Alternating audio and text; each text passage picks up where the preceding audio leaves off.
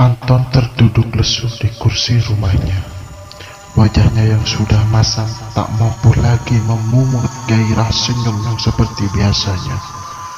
Sambil merebahkan tubuhnya di kursi yang memang biasanya dia tidurkan untuk melepas lelah, dengan menghela nafas panjang dan kepala beralaskan kedua tangannya yang ditekuk tersebut menjadikan khayalan terbang mendekat. Anton samar-samar melihat temannya Dika tengah menyapa dari jarak jauh. Lambaian tangan Dika terasa begitu dekat, sehingga Anton pun bergegas menghampiri Dika yang sudah menantinya di pintu gerbang rumahnya. "Tumben lo datang ke sini, Dik," ucap Anton sambil mencoba meraih sandal di balik pintu rumahnya. Anton menyapa Dika dengan gayanya yang khas. "Kemana aja sih lo, jarang main ke tempat gue, Dik?" "Emang segitu sibuknya ya, sampai ngelupain temen?" tanya Anton. "Ah, bisa aja lo, Ton. Gue adalah lagi sering banyak tugas di kantor, jadi maklum lah jarang kumpul-kumpul lagi sama temen-temen, hehehe." Canda Anton. "Biarin aja, kan gue setan ya, hahaha," tawa di kameranya. "Ah, bisa aja lo, Dik, masa ada setan seganteng lo lewat rumah gue? Ntar bakalan cewek-cewek sini pada menjerit lihat lo narsis," imbun Anton. Kedua sahabat yang sudah lama jarang tegur sapa itu pun akhirnya masuk ke dalam rumah. "Duduk dulu ya, gue mau ambil air minum buat lo. Gue tahu lo udah jalan 10 km kan? Hehe. Pasti betisnya pada pegel-pegel nih," ucap Anton. "Thanks bro, gak usah repot-repot, kalau ada keluarin aja semua yang ada di dalam lemari es lo." Hahaha. Dika mencoba bergurau.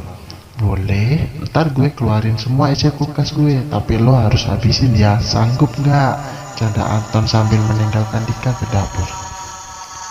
Saat Anton sibuk mengambil botol air di dalam kulkas, terdengar suara jelas di dalam kamar mandi, seperti suara orang yang sedang menuangkan air ke dalam ember.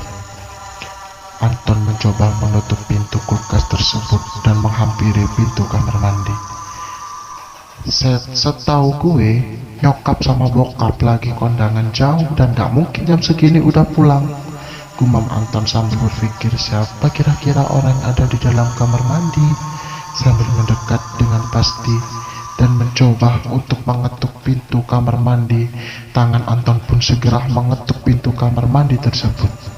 Namun baru saja akan mendaratkan tangannya ke pintu, mendadak Dika menyapanya dari belakang. "Ada apaan sih, Ton?" celatuk Dika. Anton kaget bukan kepalang. "Ah, kamu Dik, bikin gue jantungan aja. Lagian ngapain ke kamar mandi mengendap-endap gitu, udah kayak maling aja," bilang Dika.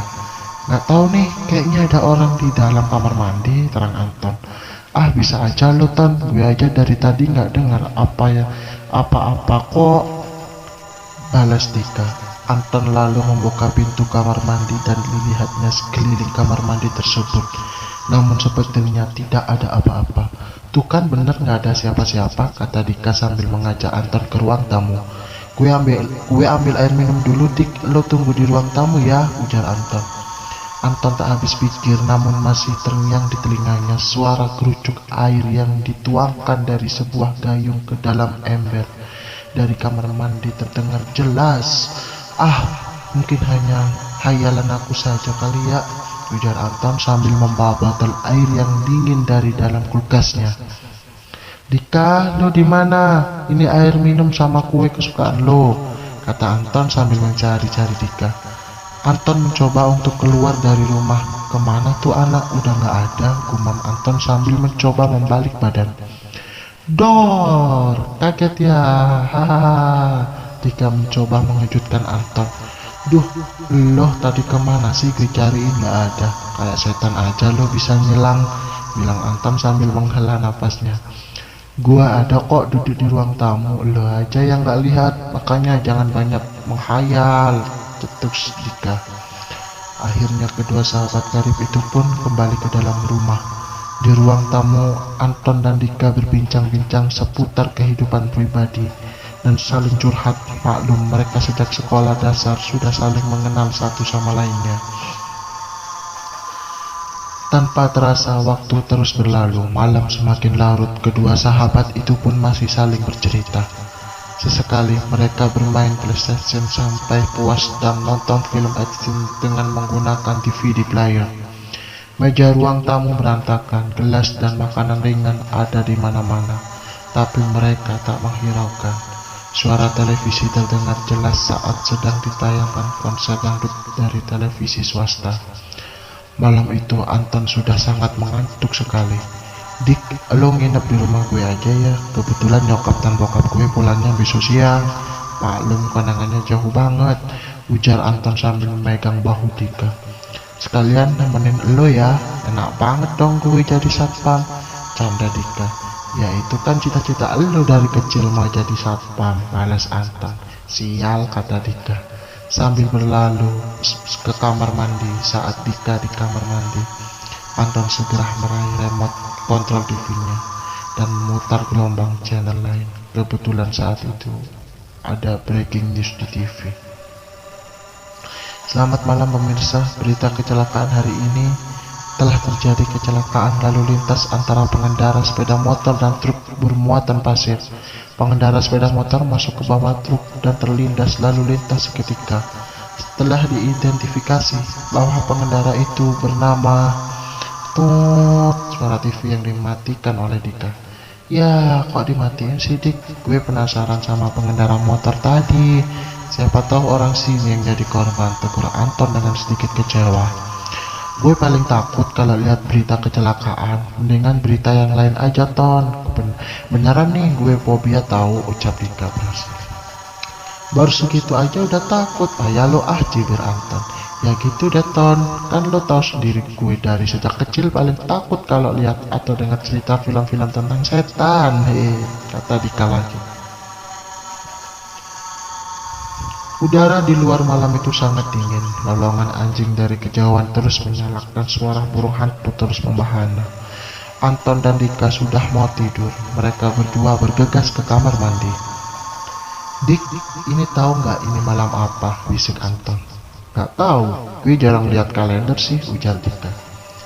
Ini kan hari Kamis alias malam Jumat, kata Anton. Malam Jumat Kliwon dong, kata Dika sambil ketakutan. Tenang aja Dik, lo gak usah takut, kan gue udah biasa lihat setan, canda Anton. Setan apaan? Tanya Dika. Setan gentayangan kayak lo, tawa Anton. Sialan, emangnya gue mirip setan apa? Kata Dika sambil menepuk punggung Anton. Udah berisik lo pade, gimana kalau kita tidur aja, celetuk Anton. Tapi jangan nakutin gue ya Ton, kan lo orangnya suka iseng. Ingat gak dulu waktu kita main kemah-kemahan di samping rumah lo, bikin gue kencing di celana gara-gara nakutin gue, terang Dika. Masih inget aja lo, gue malah udah lupa, udah lama banget tau tuh, balas Anton. Ya udah mana selimut lo Ton, gue udah gak tahan nih, badan gue udah kedinginan, ucap Dika sambil menggigil. Nih selimut lo yang warna putih, gue yang warna hitam aja, kata Anton sambil melemparkan selimut dari balik lemarinya ke wajah Dika. Sambil merebahkan tubuh mereka di atas tempat tidur, tidak lantas membuat kedua sahabat itu tertidur.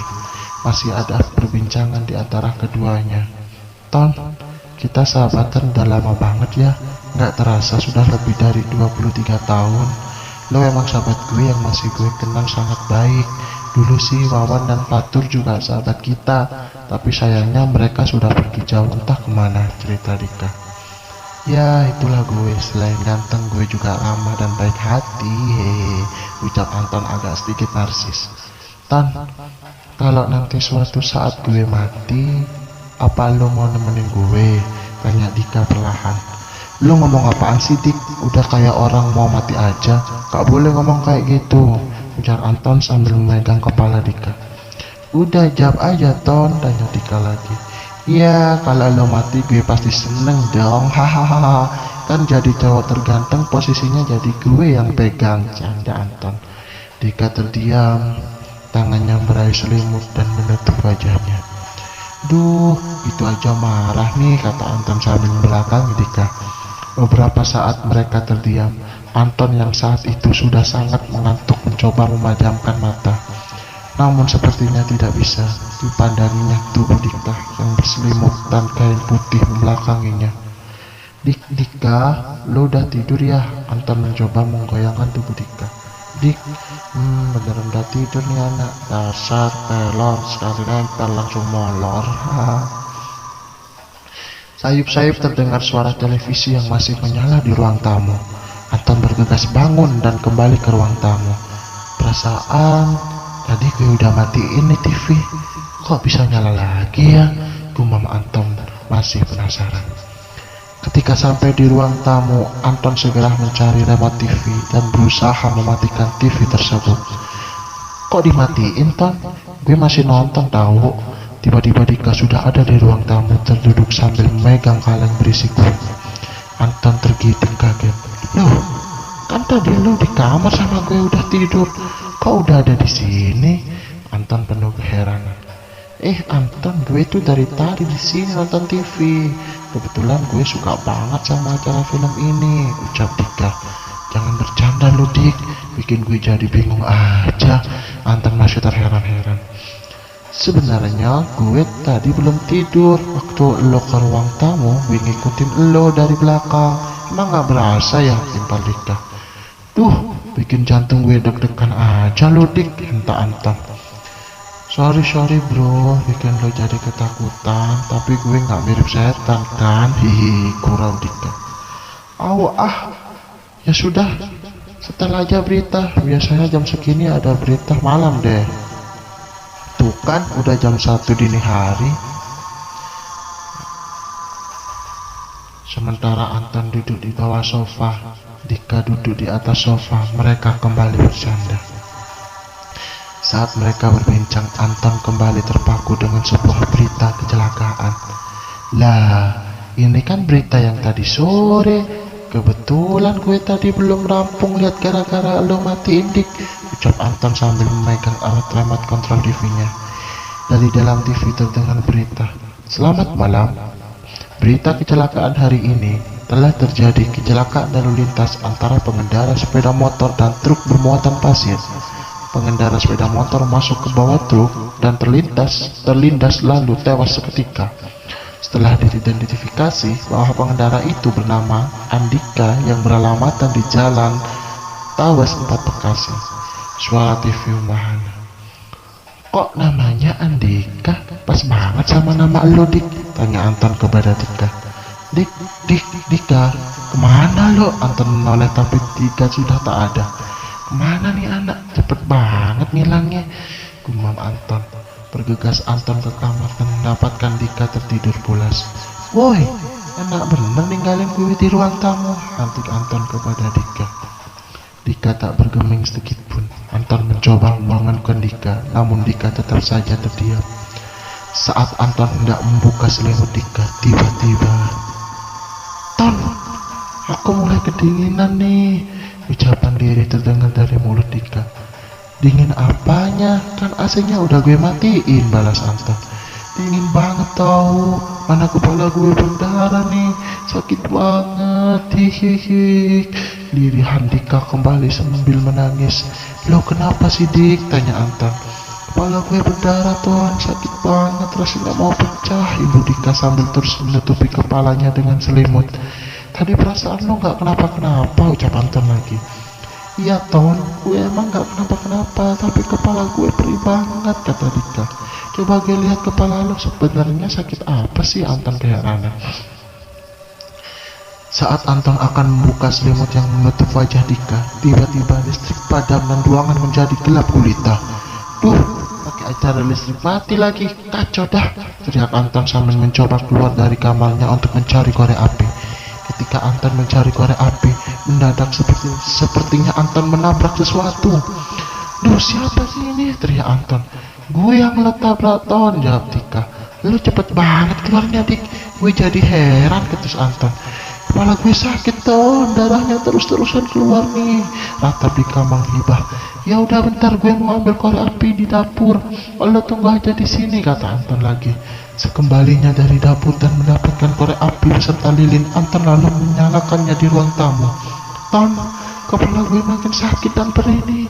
Lo bisa tolongin gue nggak? Ucapan Dika yang mulai melemah. Lo di mana sih, Dik? Gue nggak lihat lo di mana, tanya Anton. Gue di kamar lo, Ton, kesini dong, sahut Dika mengajak. Lalu Anton ke kamarnya dengan membawa lilin didapatinya. Dika tengah berbaring sambil memegangi kepalanya.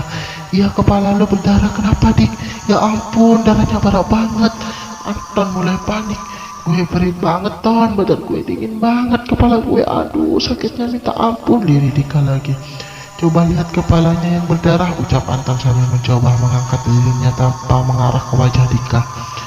Ketika Dika melepaskan tangannya, tampak jelas kepalanya yang penuh darah, merah mengental, dan bola mata yang hampir copot keluar.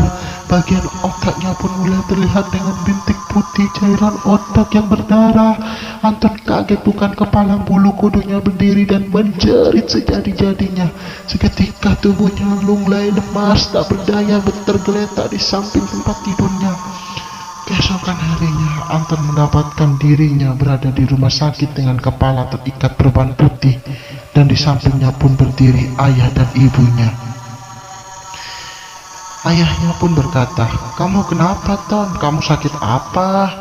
Ibu menjawab. Ibu bertanya, "Iya, Ton, maafin ibu yang tidak menjaga kamu sepenuhnya ya." Anton masih terdiam dan masih dengan kondisi lemah. Seorang suster dan perawat pria datang menghampiri untuk memberikan obat-obatan untuk pemulihan kondisi kesehatannya. Anton, "Ya, ibu, Anton kok ada di rumah sakit? Emang Anton kenapa?" Ibu, "Anton, tadi pagi ibu menemukanmu pingsan di sebelah tempat tidur. Kepala kamu membentur lantai dan ada darah. Sebenarnya kamu habis main apa sih di kamar sampai jatuh begitu?"